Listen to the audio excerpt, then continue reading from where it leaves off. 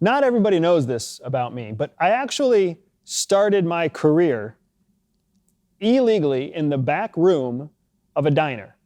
I was a busboy at the age of 15, 1 year too young to actually be working in the state of Pennsylvania. I was given an under-the-table job at a local restaurant where they made me a dishwasher, busboy, kind of, handy guy that does everything in the back where nobody can see him. That was my job title. And when I took that job, I remember the boss telling me that it wasn't always going to be pretty things that I had to do, right? The wait staff and the host staff, they were all in the front, and the bartender was in front, and the cooks and the dishwashers and me were all in the back. We were doing all the dirty work that had to happen in order for the restaurant to run. It was very clear to me where I was supposed to be, in the back, making the sausage, making the thing work so that everybody up front could look good. And my boss told me, some days you'll be doing dishes, some days you'll be mopping floors, some days you'll clean windows, some days you'll pack boxes, some days you'll take out garbage, and some days you'll clean bathrooms. There is nothing that a 15-year-old boy wants to do less than clean someone else's toilet. And I knew that, but I took the job anyways.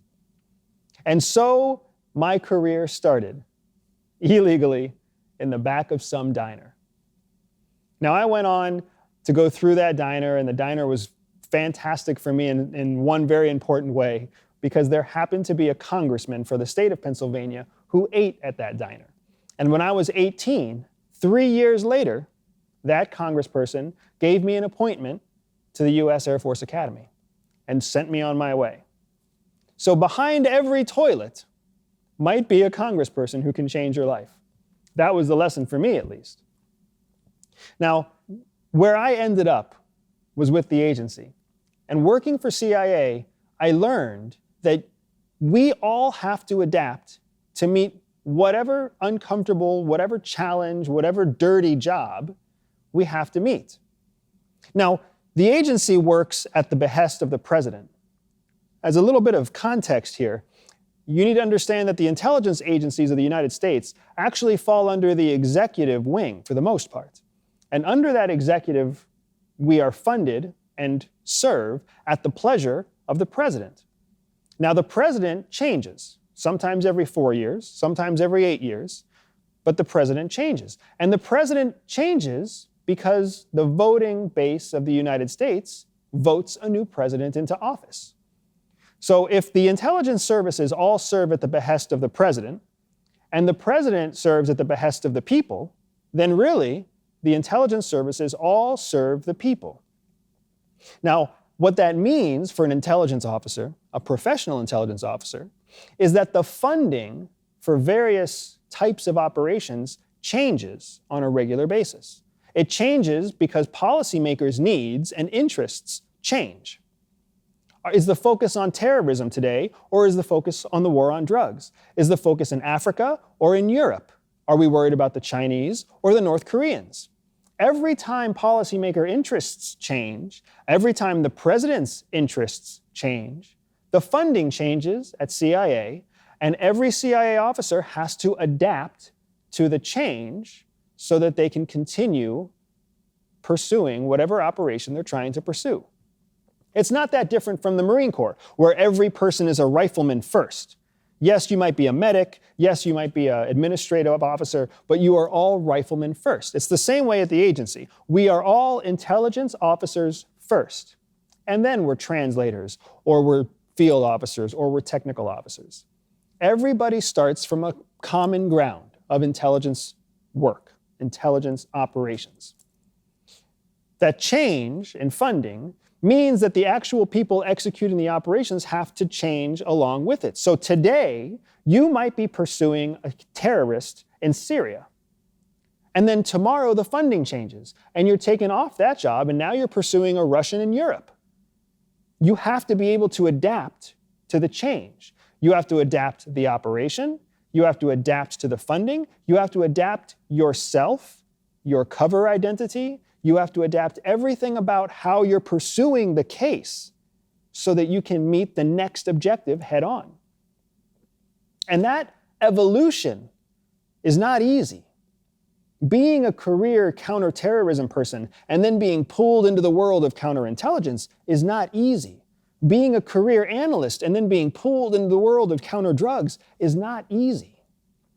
That evolution is difficult, and it's an awkward change, and it's not always fulfilling, and it's not always fun.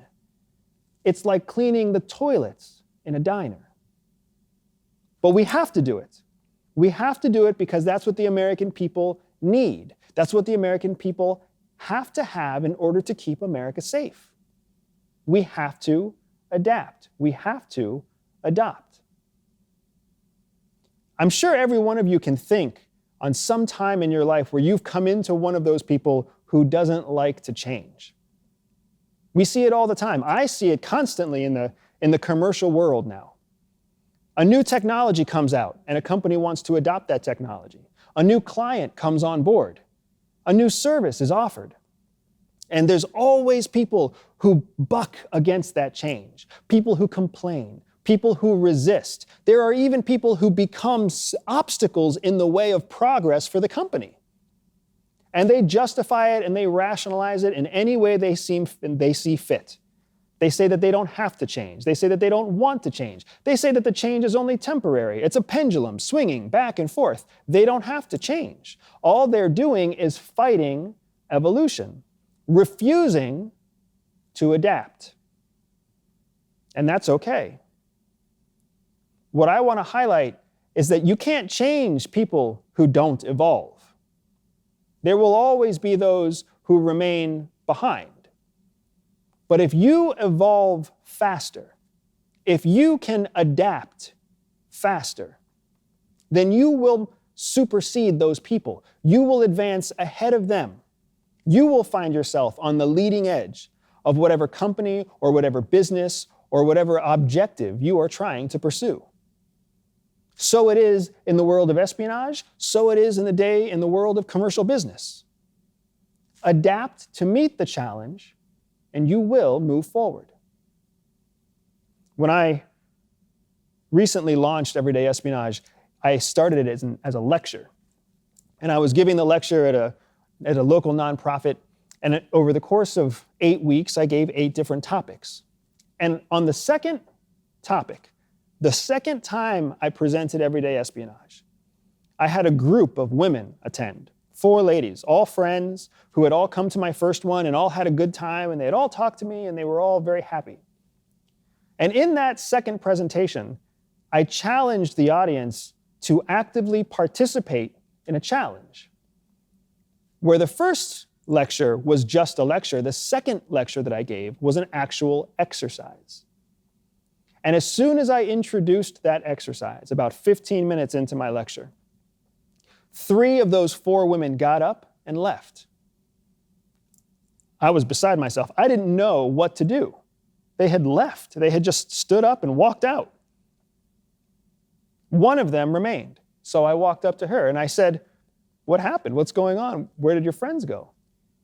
And she told me that they had come to listen to me speak. They didn't come to be part of an exercise.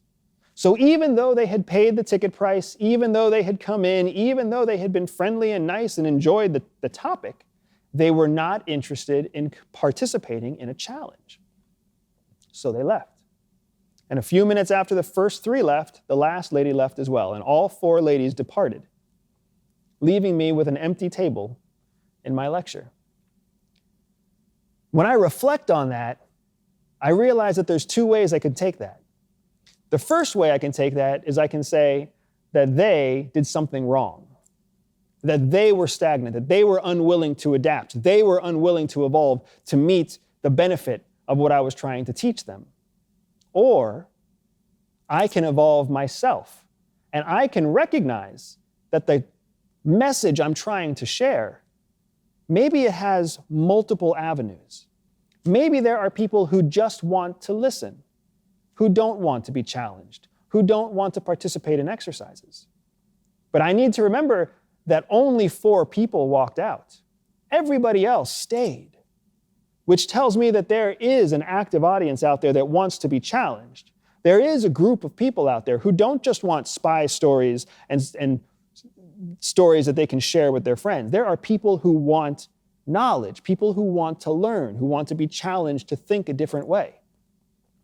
I have to evolve myself. I have to evolve my message if I am going to succeed. I cannot expect everyone else to evolve for me. I have to do the evolving myself. I was recently at lunch with a gentleman here in Florida. We met at a fundraising event for a nonprofit in the area, and he invited me out to lunch, and we were sitting and we were talking about our first jobs. And I told him about being that busboy slash dishwasher slash everything nobody. And he told me how his first job was working for his dad. His dad was a serial entrepreneur and owned a small accounting firm. And when the time came that this gentleman that I was sitting with was old enough to work, his dad said, "Would you like to come work at my accounting firm?" And the guy was confused. He was young. He was 16 years old. He didn't have an accounting degree. He didn't like math very much. So he said, "Dad, what am I going to do for you? What am I going to do at your firm?" And his dad said, "You're going to do anything I ask you to do. Some days, I'm going to need you to prospect for new clients and read through the phone book and call people all day and all afternoon. Some days, I'm going to need you to sweep floors. Some days, I'm going to need you to wash windows. Some days, I'm going to need you to run books. Some days, I'm going to need you to buy lunch. And some days, I'm going to need you to clean the toilet." And this gentleman I was sitting with said the same thing I said. Let's do it. It's a job. Let's see how it works out. And so his career started working for his dad. Now, he had it different than I did. I was working in a restaurant where I was a nobody. He was working in a place of business where his dad was the owner. And he told me about how his dad told him point blank, "I have to be harder on you than on anybody else.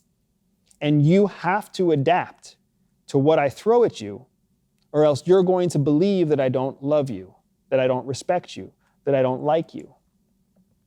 So he knew, this gentleman knew from the beginning, he was going to have to adapt to meet whatever challenge his father put in front of him, and that was going to be his professional duty. So through that process, he learned that there was nothing outside of his job description. Some days he would clean toilets. Some days he would call clients. Some days he would prospect. That was his job. His job description was to do whatever it took to succeed, to reach the objective, to get paid each week or every other week. Nothing was outside of his job description. Compare that to those people who refuse to change every day. Those people who say, "I don't have to do this because it's not in my job description.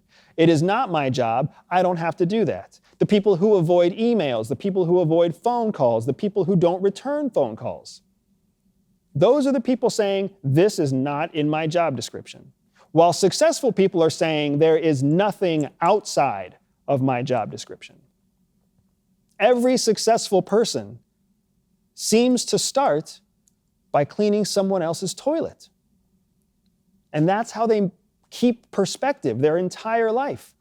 That you have to adapt. You have to adopt the change. Make it your own. Be someone who is anticipating what someone else needs. Anticipate the boss, anticipate the clients, anticipate the customer's needs. And you will always evolve first. You will always be the most successful person in the room. And so I sat and had lunch with this gentleman, and we commiserated and we shared these stories of our youth. And he told me where he is now.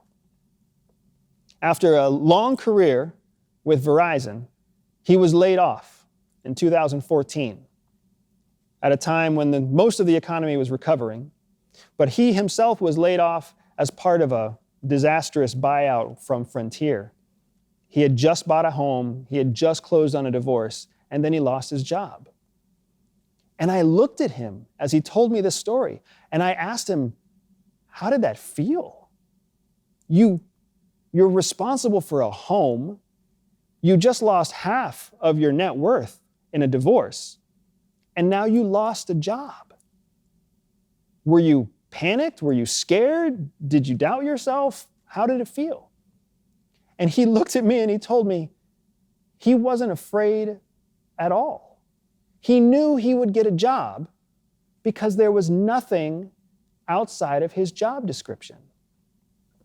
That story is so different from so many people who are looking for jobs, seeking out employers, and everywhere they go, they are saying what they won't do instead of saying what they will do.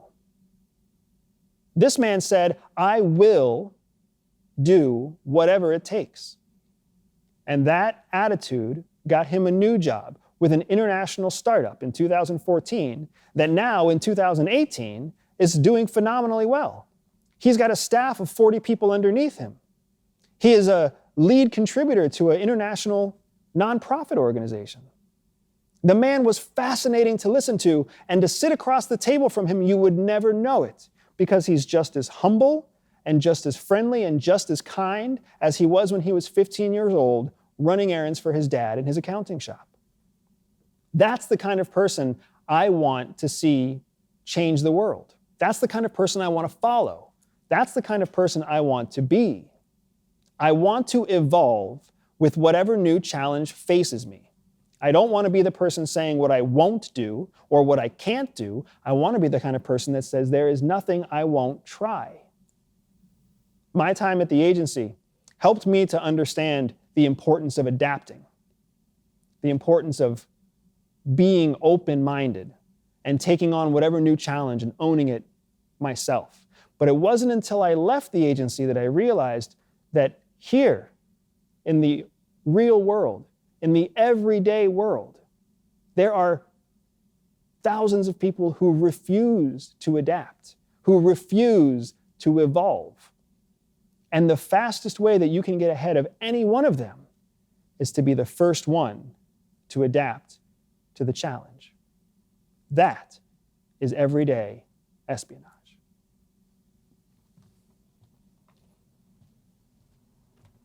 Thank you for listening to the Everyday Espionage Podcast. Remember to review and subscribe to our podcast on your favorite platform. And if you took something away from today's conversation, find a friend and share the message. Freedom! We all want freedom! Will we ever get freedom? I just want freedom! Is it D-O-M or D-O-M?